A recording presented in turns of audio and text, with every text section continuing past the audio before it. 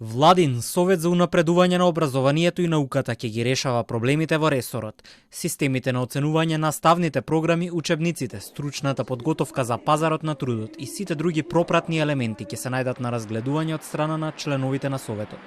Со него ќе председава премиерот Ковачевски, а во состав ќе бидат и министерот за образование Шакири, вице-премиерите Груби и Битики и министерот за финансии Бесими. Ќе бидат помогнати од педагошката служба како орган на државната управа и други стратешки партнери на МОН. Информацијата за формирање на советот е усвоена на владина седница, а предлогот е на ресорното министерство.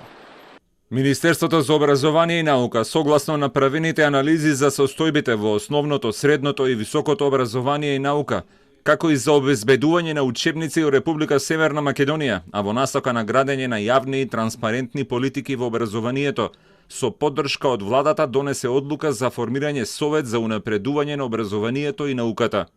Познавачите на материјата гласно ја критикуваат одлуката за избор на членовите кои ќе бидат најтесно поврзани со работата на Советот за унапредување на образованието.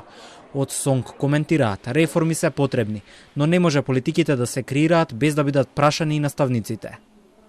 Многу често знаеме да направиме проекти, реформи, увезени реформи кои што се тешко спроведливи и тоа нас ни дава за право дека без согласност, односно без консултации со наставниците, дека ниту една реформа не може да помине онака како што се очекува.